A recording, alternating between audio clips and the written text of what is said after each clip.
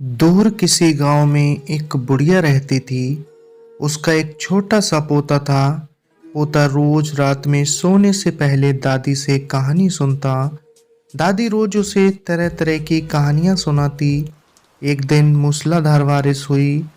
ऐसी बारिश पहले कभी नहीं हुई थी। सारा गांव बारिश से परेशान था।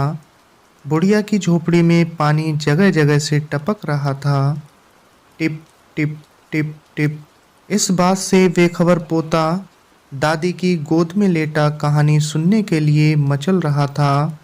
बुढ़िया खींचकर बोली, अरे बचवा, का कहानी सुनाए, ये टिप टिपवा से जान बचे तब ना। पोता उठकर बैठ गया। उसने पूछा, दादी, ये टिप टिपवा कौन है? टिप टिपवा क्या शेर बाघ से भी बड़ा होता है? दादी छत से टपकते पानी की तरफ देखकर बोली, हाँ बचवा, न शेरवा के डर न बगवा के डर, डर तो डर टिपवा के डर। संयोग से मुसीबत का मारा एक बाघ बारिश से बचने के लिए झोपड़ी के पीछे बैठा था। बेचारा बाघ बारिश से घबराया हुआ था। बुढ़िया की बात सुनते ही वह और डर गया। अब ये टिपटिपवा कौन सी बला है? जरूर ये कोई बड़ा जानवर है। तभी तो बुढ़िया शेर बाघ से ज्यादा टिपटिपवा से डरती है। इससे पहले कि बाहर आकर वह मुझ पर हमला करे, मुझे ही यहाँ से भाग जाना चाहिए। बाघ ने ऐसा सोचा और झटपट वहां से दुम दबाकर भाग चला। उसी गांव में एक धोबी रहता था। वह भी बारिश से परेशान था। आज सुबह से उसका गधा गायब था। सारा दिन वह बारिश में भीगता रहा और जगह जगह गधे को ढूंढता रहा, लेकिन वह कहीं नहीं मिला। धोबी की पत्नी बोली, जाकर गांव के पंडित जी से क्यों नहीं पूछते? वे बड़े ज्ञानी हैं।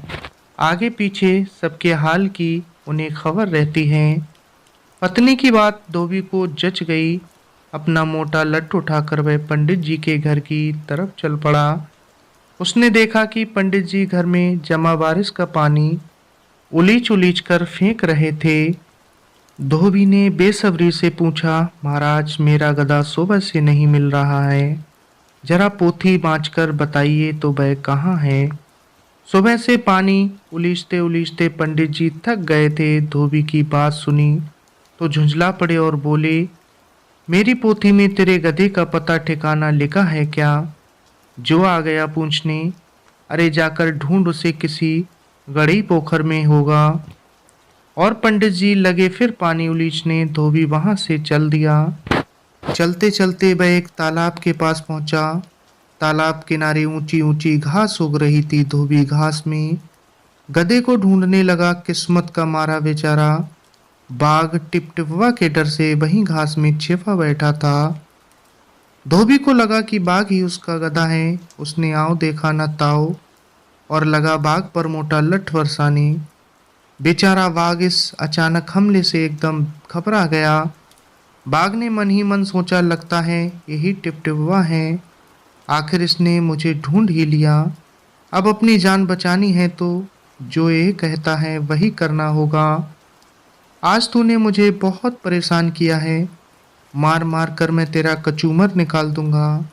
ऐसा कहकर धोबी ने बाघ का कान पकड़ा और उसे खींचता हुआ घर की तरफ चल दिया। बाघ बिना चूं चपड़ किए भीगी बिल्ली बना धोबी के साथ चल दिया। घर पहुंचकर धोबी ने बाघ को खूंटे से बांधा और सोने चला गया। सुबह जब गांव वालों ने धोबी के घर के बाहर खूंटे से बंधे बाघ को देखा, हैरानी से उनकी आंखें खुली रह गईं।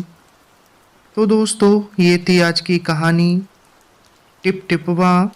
आपको कैसे लगी कहानी? कमेंट्स बॉक्स में अपनी राय ज़रूर साझा करें और चैनल को सब्सक्राइब कर दें, बेल आइकन को भी प्रेस कर दें। मिलते हैं फिर अगली कहानी में।